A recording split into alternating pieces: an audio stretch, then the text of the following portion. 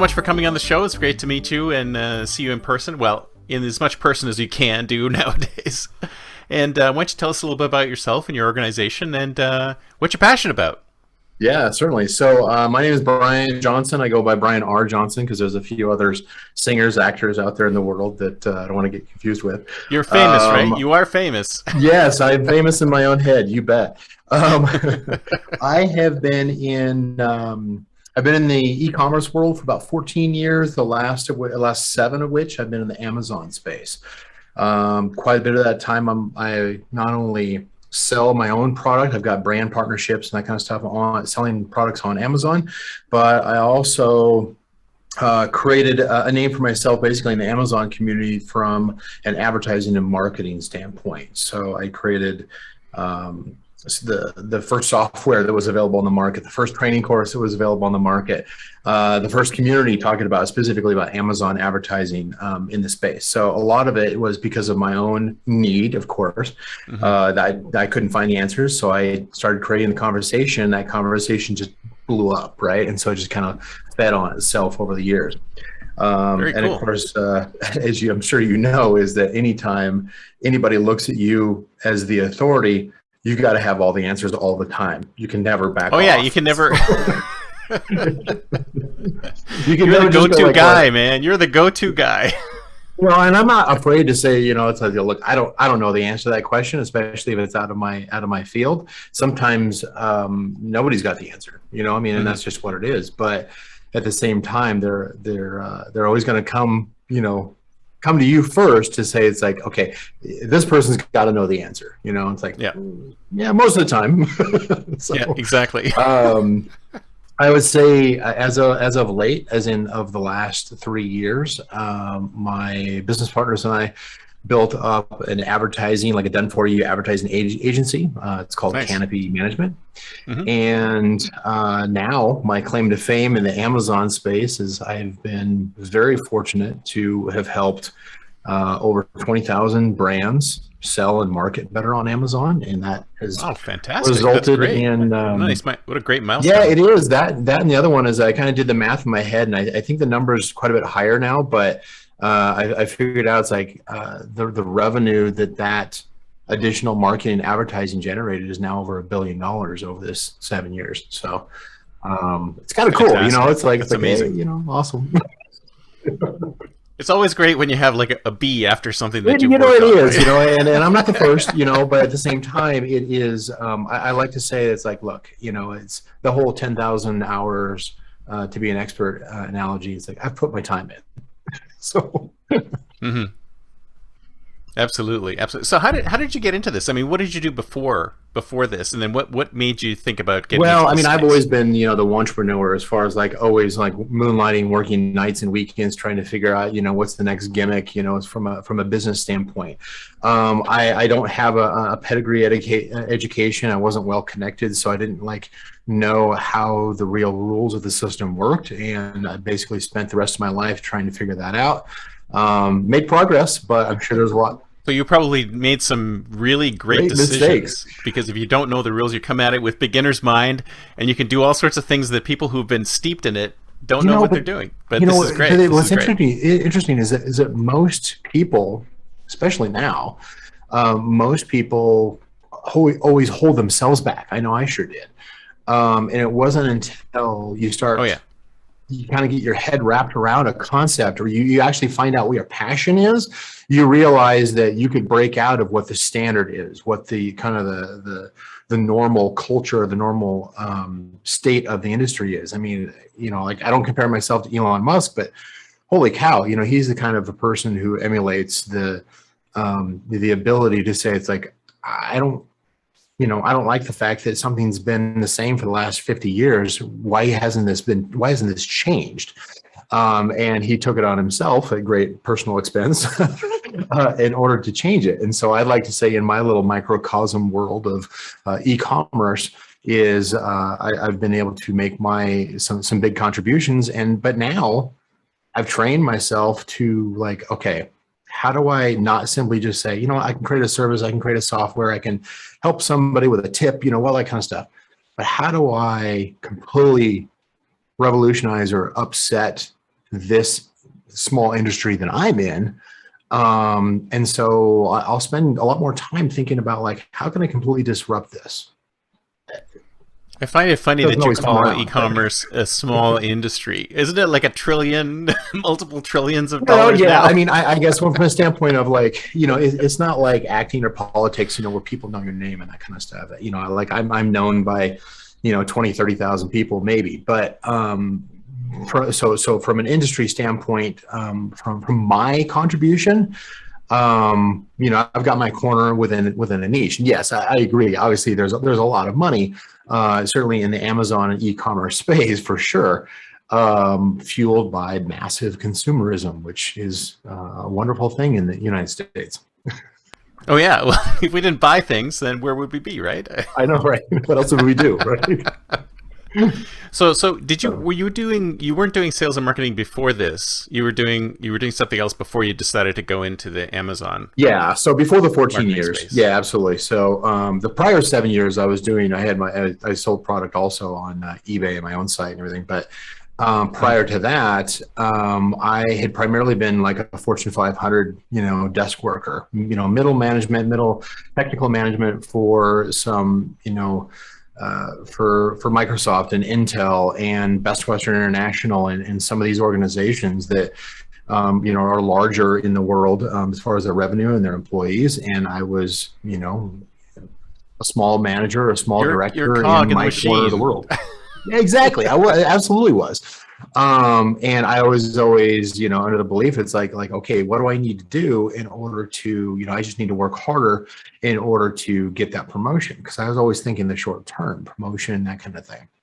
And it wasn't until I had somebody that when I was about, basically, I made sure that I cornered one of the VPs or directors, I forget now exactly was, within one of the organizations, who I admired. Not everybody liked him, but I admired his ability to be just to the point and get things done and stay on at a time when most people, including myself, were being laid off post 9/11.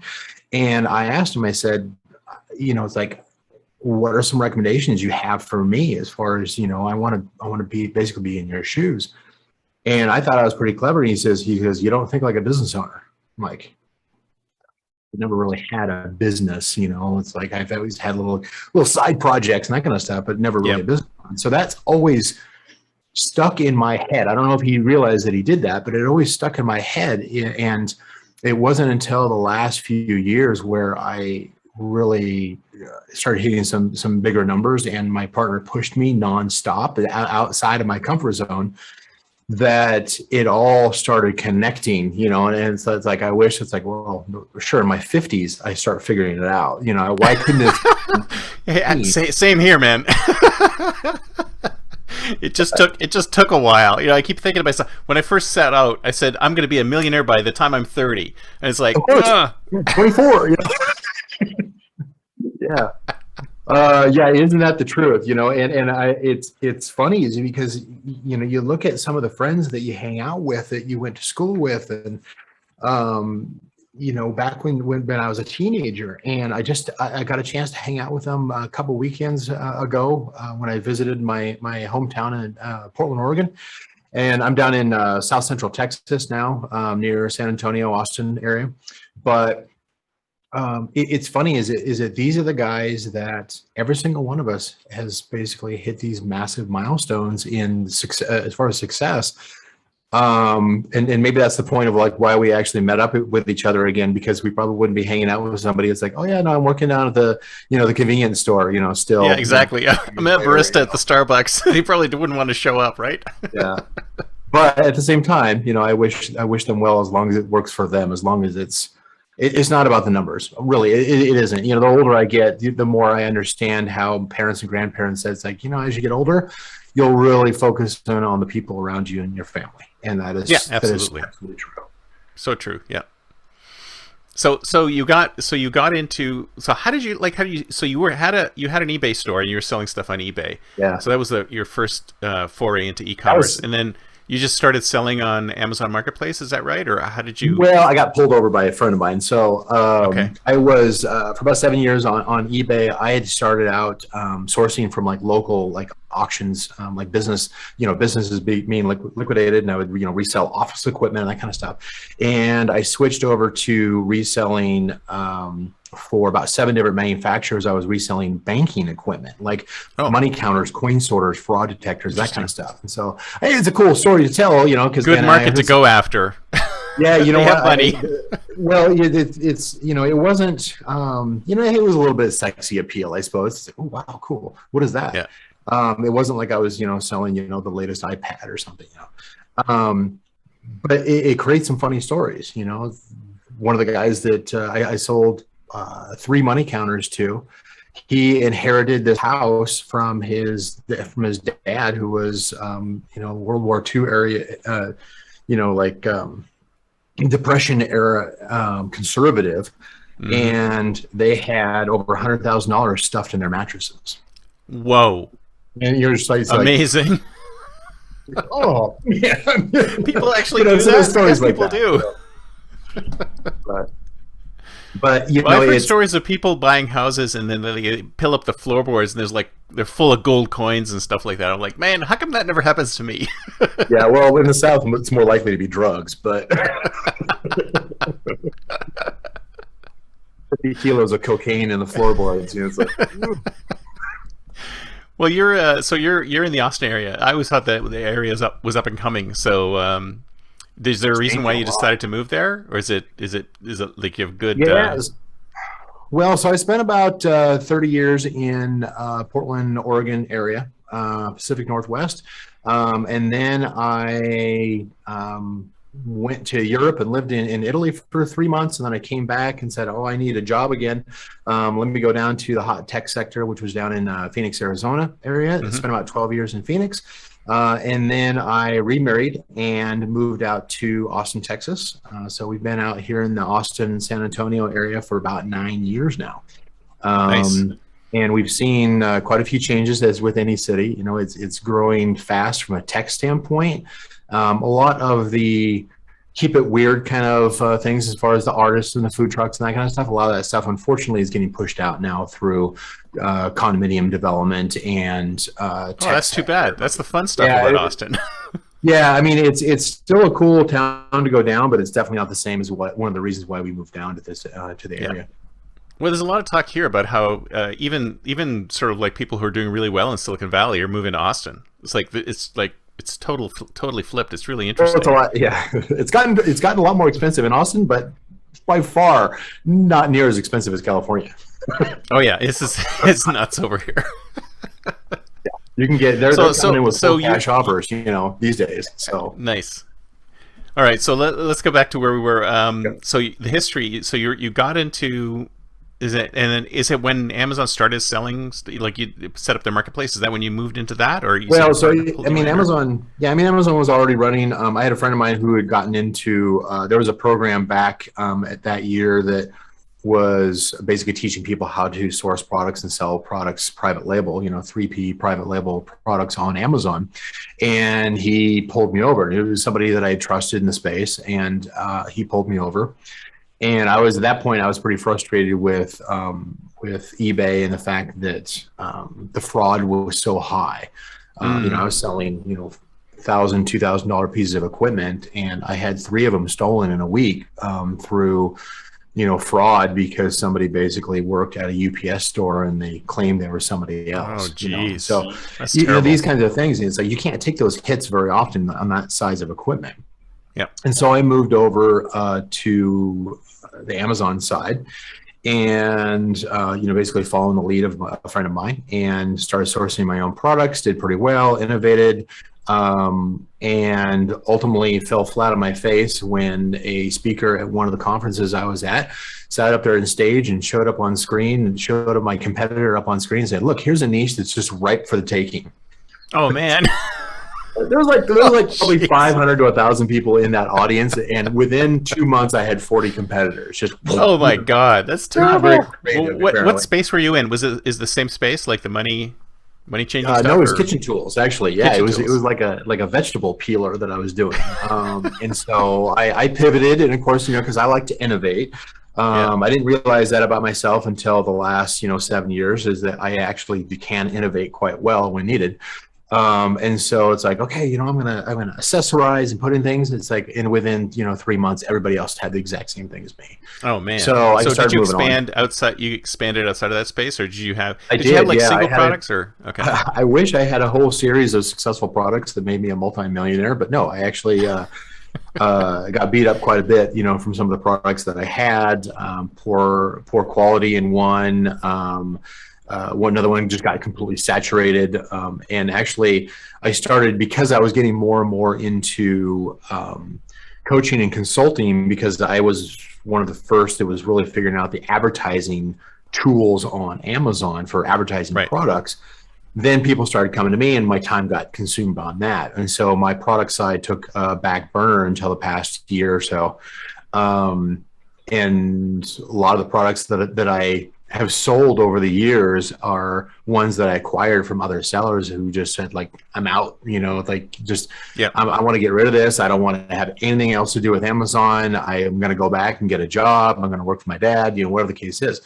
And so I picked them up and said, well, I can advertise those better than anybody. So let me do that. So I started out pretty eclectic. And then now I do brand partnerships with, inventors and up and coming licensing deals and that kind of stuff. So, It's that's always my the best situation to be in. It's like be your customer and then become someone who sells to the customer, because you know the ins and outs of doing the product development and getting it out on Amazon, and Sure.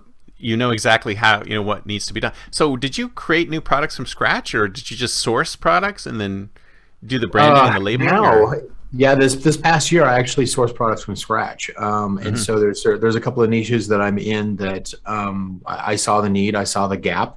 I asked the same question, of like, why hasn't this technology changed in the last 5, 10, 20 years? Yeah. And said, well, I can do better than that. And so and as it turns out, that's a pretty expensive path to take than simply just emulating somebody else's success. But it's worth it if you can get, the patents and the licenses, you can Yeah. properly market it, right, and properly defend it. And so, you've got to constantly be willing to pivot and innovate as any kind of a business owner, because it's never going to be, a get rich quick, here, I'm just going to hand you the checklist, just go through steps 1 through 10, and there you are. Yeah. It doesn't happen,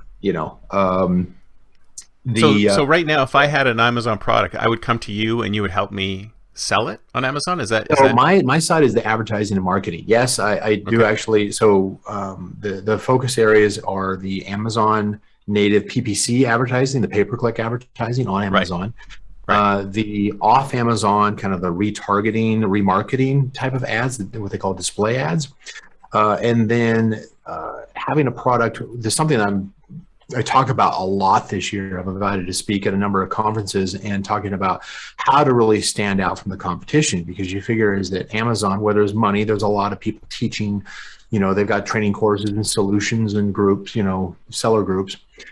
And a lot of them teach the same thing, Hmm.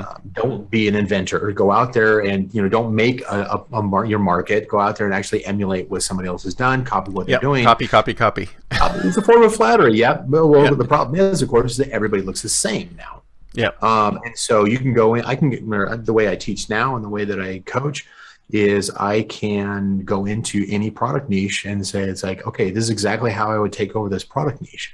Either my agency can do it for you, or I can coach you through what needs to be done so that your product stands out from the competition, and talks to the consumer. So many of the lazy sellers, they don't want to do that. It's like, oh, man, I gotta know what the consumer wants. I gotta know what my target audience, what their needs are. It's like, yeah, it's like, get off your, Don't you your understand chair, the whole point? your chair, I and love it. actually engage with your target audience and figure out what are you doing that is different than any of your competitors to solve their problems better, or at least pointing out what the benefits of your product are to Yeah. Well, it's the whole your jobs target. to be done theory of innovation. It's like, what does a customer actually want, right? And if you're Yeah. just taking a product and putting it out there, you know, you've got to make that connection. You have to match that together. And a lot of I think product developers just say, okay, I've got this cool product, I want to put it out there, but they don't understand that there's still a mismatch between what they're doing and what the customer's looking for, right? Yeah, they can't just list it with factory specs and expect it to, the Amazon's going to sell it for them. It just, that used to work, you know, a few years ago, that you could actually do that. But times have changed. There's enough competition that you really have to care about your target audience enough to know what their pain point is and how you're going to solve it.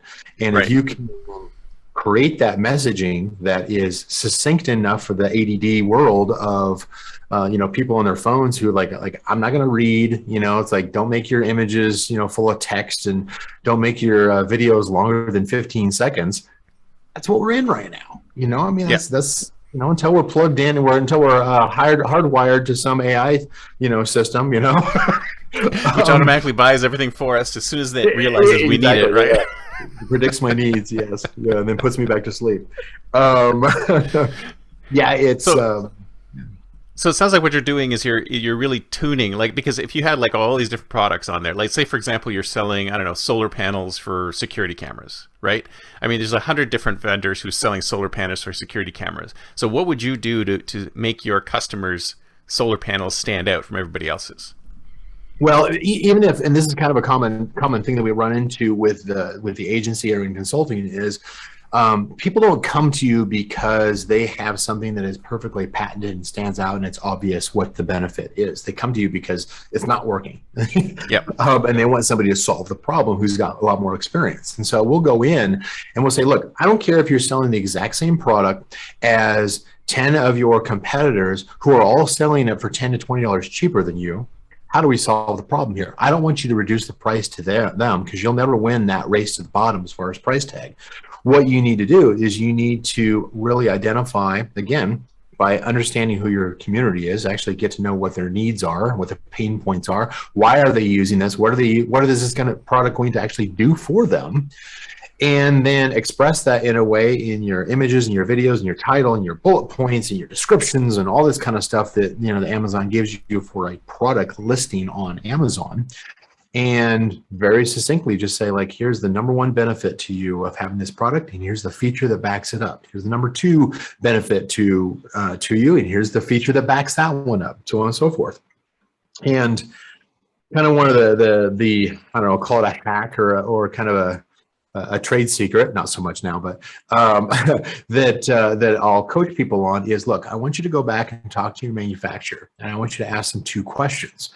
First is, what's the most expensive step in the manufacturing of my product? And 2, what's the most time-consuming step, and why? Why is it most expensive? Why is it most time-consuming? A lot of times there's a manufacturing reason why something's more expensive or why it takes longer, is because it creates durability, it creates texture, it doesn't cause cancer. You know, I mean, there's all kinds of things as far as the reason. There's some unique point that is not being dragged out of the description, right? And much like some of the old marketing authors have talked about, you know, like, you know, the Ferrari stories, that Ferrari doesn't sell you on the horsepower, it sells you on the feel of the leather. How people look at you when you drive by. It basically it puts you in the situation where it's like, I want that for me. And a lot of times the competitors are simply just pointing out, here's the facts, here's the specifications, it's this color, it's made of, you know, 301.2 steel. And it's like, nobody knows what, and they expect to win on, say, price. Maybe like, they'll price it like a few pennies down or something like that. They'll do it.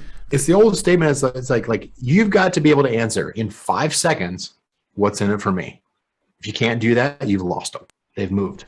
They've moved on to somebody else. So do you work with big brands, small brands, like individuals? Like, if I was a startup founder and I had a new product I wanted to put out there, would you work with me, or are you normally? Well, I would personally. My agency has certain floors that we work with, and unless that you know, the brand has like a track record of previous launches, you know, that would make an exception. The agency definitely has a certain bar because just because we have full systems that go along with that. If it's me just coaching one-on-one and somebody wants some advice, some pre-launch advice, or, how to market it better or how to fix a problem, I'm a common, I've had a number of nicknames in my life. Don't ask my ex-wife what that is. No, I could say the same thing. My current wife absolutely loves me and adores me, but, no, but I mean, I've added a few nicknames over the year in this space. One of them was PPC paramedic. In other words, I could kind of go in and I could, within just a few seconds, kind of read the tea leaves of their advertising and what wasn't working. I can now do that with an entire product listing also, not in 5 seconds, but I mean, I can look at it really quickly and say, here's where you're blowing it. And I've gotten to the point now where, I don't want to be a jerk, to people, but at the same time, it's like I'm not pulling I'm used to be, I've always been, the nice guy, with friendly advice and that kind of stuff. But frankly, like I've seen so many people who simply just don't act on it. Yeah. And so now I'm like, look, you're blowing it. You're going to be out of business in 6 months. Yeah. Unless you make these changes. It's the whole entrepreneur thing. I realized so many people out there are just armchair whatevers, right? They're armchair entrepreneurs, they're armchair this, they're armchair that. They'll take advice, but they'll never follow through. There's never any execution. I think the whole self-help industry is based on that. Yeah, well, that is true. That is absolutely true. That's why there's a lot of course creators. I created my own course, and it's frustrating when you've got 5% of the people who's, like 100% will say it's like, oh, this is the best course ever. And then you go back later on, a year later and say, how many of you actually implemented what I taught you? 5-10% maybe. You're like, yeah, exactly. Or books where I remember reading a book once. I remember reading one of these self-help books once where they actually purposely left a chapter blank at the end to see how many people, and with an email address saying email me when you get here, and I think only 5% of readers actually got to the end part. So it's pretty sad. I wish people would just listen and execute on the advice. Yeah, no, that is absolutely true. So the thing about PPC ads for Amazon, I don't think a lot of people think about that. They can think about Google, they think about Facebook, they think about all these other sort of more well-known ad mediums, but PPC ads, they've been on Amazon for a while. So what do you actually what was the most effective thing to do with Amazon ads? What do you sell? I mean, most of it is you've got to be seen by the shopper, right? So you've got to get their attention first and foremost. So you have to cover the spread as far as the ad placements that are available. There's over 30 different ad placements on Amazon now. Two is I didn't realize it was that much. Yeah, well, and people who are in the industry don't even know that. They're going to say, I don't know, there's 5, 10. It's like, no, there's over 30. Wow. And so, a lot of time the game is, how do I even get Amazon to show my ad in the first place? And then, win the bid, win the ad auction, if you will. And then 2 is, how do I then actually make it profitable? How do I identify, the search terms that shoppers are using to find and buy my product? You can then use that, kind of roll that into your content and your focus, your message more. Do most sellers do that? No, I mean, they'll follow as little a script as possible, and a lot of them lean on automated software and wonder why it's so expensive still. It's like, well, they're spending all their money without actually not thinking about your audience. Yeah, they're not optimizing their message. So you can sell, but do you sell? Is it offline, off of Amazon, or are you just driving people to your Amazon listings and things like that? I mean, where do these? Well, so there's both. Yeah, most of it is those shoppers who are already on Amazon. You're basically getting that product in front of them through an ad and then bringing them over. That's because there's advertised listings and then there's the organic search results that Amazon shows. And you've only got the first page is really kind of the kingpin as far as the the organic search, and half of that page is taken up with ads. So I mean, it's a big money source for Amazon, I assure you. They make billions of dollars each quarter just from ad revenue. Oh, for sure, But I've never thought of actually advertising on Amazon. It's like if I'm selling a product, I would more likely think about selling it on Facebook or Google, but not Amazon. But I guess if you have a product at all, I mean, it's actually if you're selling it on Amazon, then it makes sense to run the ads on Amazon also, just to drive that. But if you're not, but if you have your own website, you're selling your own product, would it make sense to drive people to your own product, to your own site? Hello? Hello? I think I lost you. Yeah, there we go. Yeah, my DSLR camera shut off, so hopefully we can edit that. Yeah, no worries. Um, anyway, so yeah, so basically you can drive traffic off of Amazon from Facebook, from Google Ads. You know, there's a big trend, and certainly something that my team is developing systems for and solutions for, and that has to do with basically the social commerce side, which a lot of brick and mortar and traditional retailers and traditional brands have had to go to, as far as that D2C or direct consumer brand consumer class, and that is trying to sell directly to the consumer, not through an intermediary, not through a retailer, not through Amazon or any kind of marketplace like that, but through their own website. Well, but that also means you actually have to get the customers to there. And social media is a popular way of at least finding those audiences. This jumps back to what I was talking about earlier, as far as like, you actually have to talk to your target audience. If you are selling a rack to hold snowboards in your garage, then you probably should be involved in the snowboarding community inside of Instagram and TikTok and Pinterest or whatever, you know, in order to understand what are they constantly complaining about, what would they love, you know, which products do they love, do they hate, you know, what are some of the common pain points that nobody seems to be solving for. And that's how you either draw them back to like, hey, I've got a new product. I'm selling it on Amazon. I'm selling it on Shopify. I'm selling it on my own site, whatever the case is. But the reality is that Amazon has roughly probably a 12, maybe a 10 to 12, maybe 12 to 15% conversion rate. Wow. Of shoppers on their site, compared to maybe a 2 to 5% conversion rate on Shopify.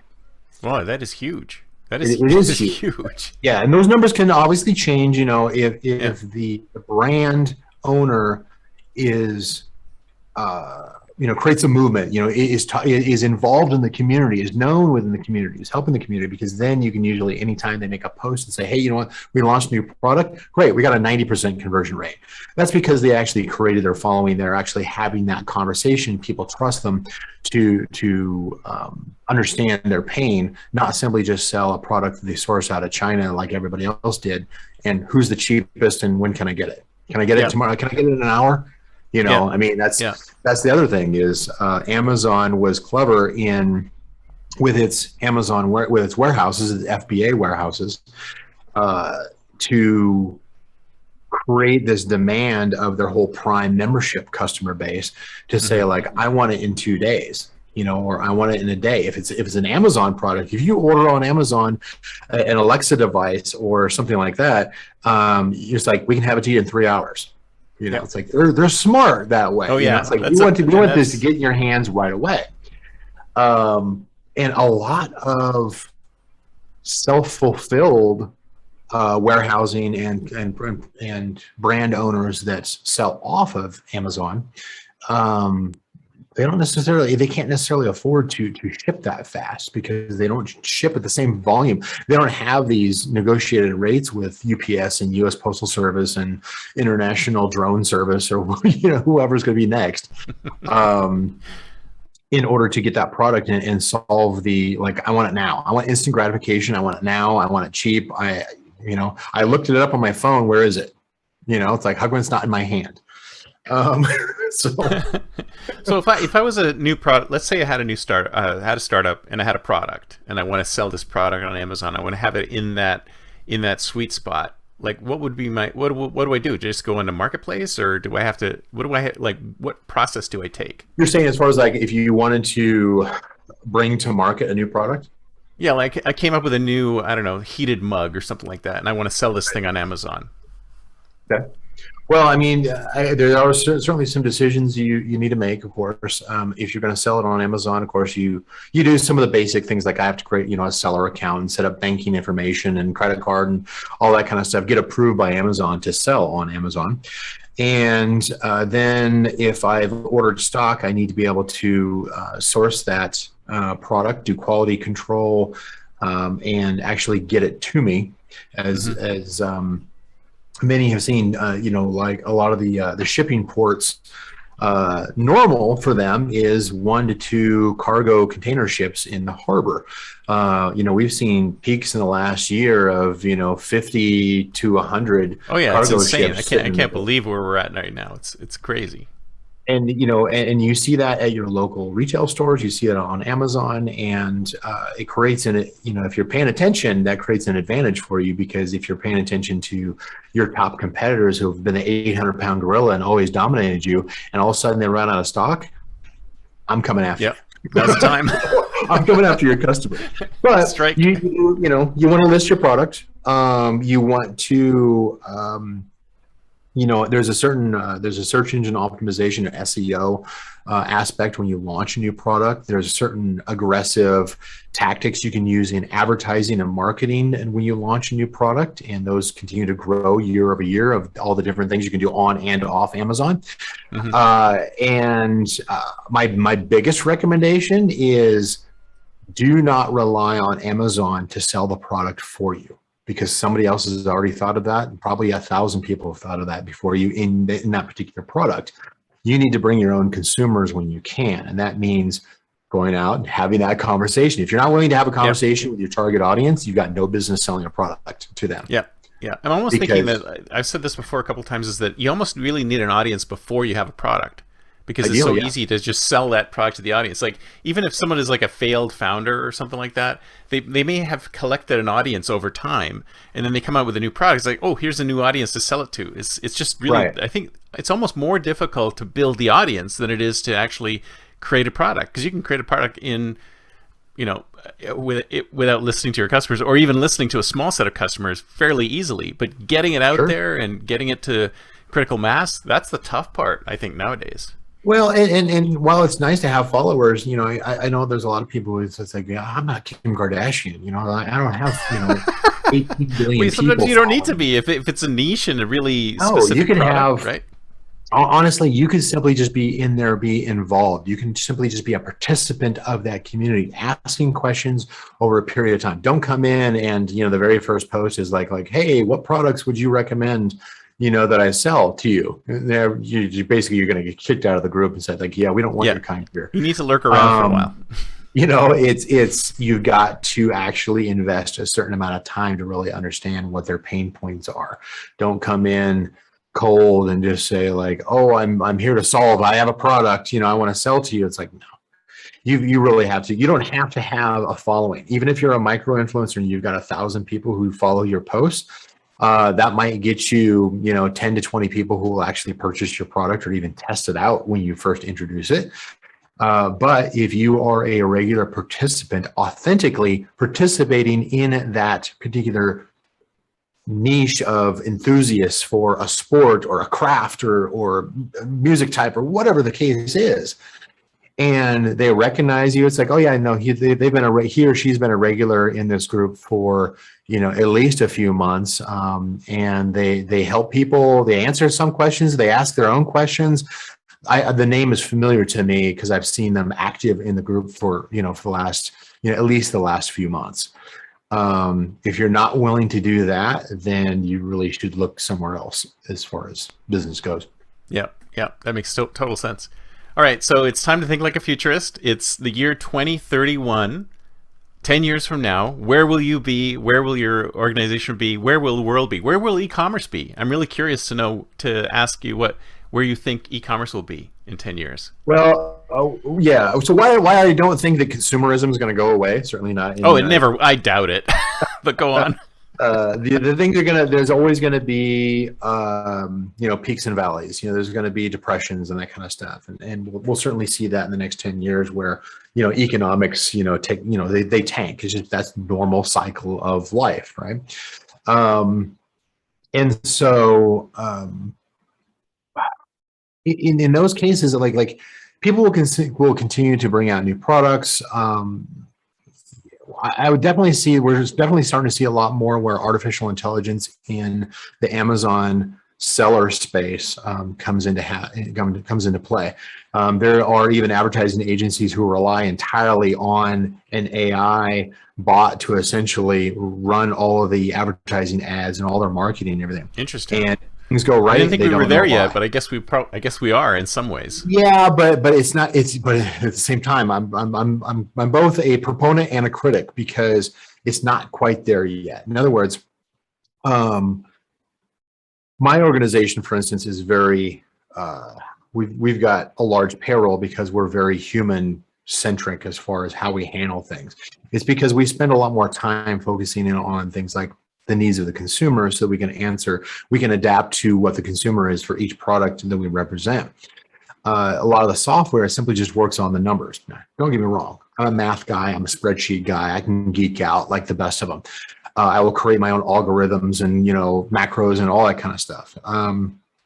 But it has its limits. In other words, you can, change advertising, bids and budgets and all that kind of stuff, every 10th of a second if you wanted to, if you got a software that can do that. But it's really not going to solve for a problem that is unexpected by the developers of that software. And so that's usually kind of the running joke that we have is there's a really popular Amazon advertising software in the space. And, they're the big man on campus and it's like, oh yeah, we're fully, artificial intelligence run. Well, when things break, they don't know how to fix it, right? Because the AI is not telling them how it made its decision. Yep. When things go well, they still don't know how to double down on that. And our kind of running joke in the agency is that we absolutely love that software. And people are like, wow, I thought you were a critic of the software. No, we love it. We get more clients from that software than anywhere else. Every time it breaks. Now, that's not to say that they don't have massive success, track record also, like we have. But when it goes wrong, it can go terribly wrong, and there's not much, there's not much, gray area in the middle for them to work with. What I definitely see is, just from an artificial intelligence standpoint, is I know a lot of the conversation has to do these days with the jobs they're going to take over. Yes, in 10 years, there's going to be a lot of jobs that are not going to be necessary by humans because they can be automated, especially because of pandemic, post-pandemic, hiring, and people are just throwing money to try to get somebody who will just show up, in person. After a while, a business has got to take a look at it and say, it's like, I can't afford to be paying people top dollar for the product that I sell, the service that I provide. I've got to look at some kind of automation. And when the solutions come into play, they can't ignore them because otherwise they close, and then they can't support their existing, customer. Yeah, because their competitors won't ignore them if they're not ignoring them. So something's gonna happen. Yep. But what I would hope that happens is that instead of simply just this massive, tragic shift of people losing their jobs, although I unfortunately do expect that there's going to be a greater separation of classes around the world and the United States of those who embrace the change versus those that can't. I think there's going to be much higher unemployment at some point. I would hope that the smarter people in the world start using the AI as advisors. I know that's certainly how we do at our own agency. We'll actually take the time. We actually do develop our own artificial intelligence software, but not to do the job for us. Simply just to say, similar to the way, say, a Tesla runs down the highway on autopilot. If you have a driver who's got his hands on the wheel, but some alarm starts blinking that something's going on the right-hand side you need to know about, as a human, we may not see that. We've got narrow blinders. We can only take in so much information. And so advisors, AI, and the sensors and the ability to think faster can serve quite well for humans as an advisor to help us make better decisions, including how do we not get replaced by AI? How do we not have that Terminator situation? And how do we make it so that we're not the parasites of the planet? The cockroaches. That technically we are, because we do more damage to the planet than probably anything else. But we should be able to learn from that, and using things like artificial intelligence in machine learning in order to have as an advisor to say, like, here's how you should work on your shift from consumerism to more environmental things. Here's some new job areas that humans can take on that may not have existed previously, that is actually going to contribute to the planet, as opposed to take away from it. So I think there's an interim phase. It's kind of like industrial information revolution kind of thing to more of the AI as an advisor kind of revolution. And hopefully we don't skip through that too fast, because I fear, it's like, I'm not sure what the consequences are on the other side if we don't start fixing our own thing. And by no means am I an environmentalist. I just think that there's a right way to use the technology that we're developing so quickly. And hopefully we avoid some of the monumentally, stupid decisions that humans can make, and try to get some better advice, or, even a second opinion, at a moment's notice. I mean, think of it like a surgeon who's going through and doing the surgery themselves, because it's a very complex operation. And you've got all these sensors and cameras going around, and something beeps in his ear and says, like, hey, you know what? You just nicked that vein. You better take care of that now before it starts pooling and you don't realize that it got out of your hands. Yeah, exactly. I mean, that's exactly. I think a lot of people are look at technology in a way that it's like replacing humans, but you can do it that way. Technology itself is sort of like totally neutral, right? You can use it for good, or you can use it for evil, and we have to look at it from, okay, we don't want to eliminate jobs with it. What we want to do is we improve people's lives with it, and the best combination, I think, is a human AI hybrid. I mean, I think they did this test once where they did I think they did a human player and an AI player playing chess, right? And then they did a human and AI playing chess. Like, they were both making decisions, and the one where both were making the decisions actually did better than all of them. So if we could ever get to that point where it's human AI augmenting each other, I mean, it's like that now. I don't know if you have safety features in your car. You probably have safety features in in your car where you're making a lane change or whatever, and they're helping you to not get into an accident, right? I mean, that's the kind of AI I want to see, right? It's telling me it has more sensors than I will ever have, and it can tell me something that I don't know, and that I think that's perfectly where AI should fit in. Yeah.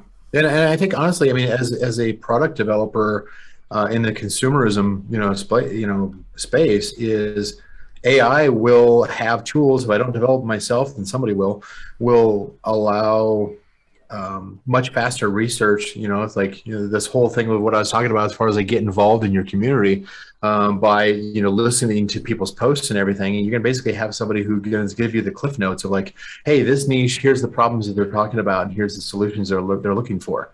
It's gonna happen. It's just a case of who comes to market first, and whether or not they actually make it available to everybody or they keep it to themselves. You're going to get, some technology just, I made a lot of my technology, publicly available, and I created a lot of my own competition as a result. Oh, no. With my technology and my training, lesson learned, right? So some of the tricks of the trade that I do now, I keep a lot closer to the chest. Smart. Well, I always thought it would be great if I had a virtual assistant that worked for me. Right. So right now I have an Alexa, so I have to ask Alexa, but it's basically going straight to Amazon, and Amazon controls it. Right. I mean, I would love to have sort of like a virtual assistant that sits between me and Alexa, who I can tell the virtual assistant, hey, I'm looking for a new car, or I want to do this, or I want to do that. And it goes off and does all that stuff. So it'll be machines talking to machines to doing all the negotiations and the selling and the e-commerce. Then eventually it filters out to us. But I don't know when that will ever happen, if or when that'll ever happen. Yeah, we'll see what kind of bias controls that we have to build into these systems. It's like, you asked me for that red Corvette, but here's the minivan you're getting. Yeah, because you know what? The insurance on that red Corvette? Exactly. You realize you have kids, right? It's like, you realize your wife, then you have to say, well, I have to factor in what your wife thinks too. I mean, that's important. Exactly. Yeah, it's like well, and then the virtual assistant for the wife says like, no. Yeah, and then our virtual assistants will like be battling each other. Right. You guys can have an argument on our behalf. You know, we'll just sit here and well, this has been great. Thank you so much. So, if somebody wants to get in touch with you, what's the best way? My agency is canopymanagement.com. Mm-hmm. I'm in Facebook space. I'm on YouTube, trying to get out to some of the other locations, LinkedIn, that kind of stuff, of course. But if somebody wants to message me directly, they can simply just Brian, BRIAN, at canopymanagement.com, and I respond to everybody. Fantastic. So I'll put your contact information in the show notes, and this has been great. Thank you so much. Great conversation. Absolutely. Thanks for having me. Take care. Bye-bye.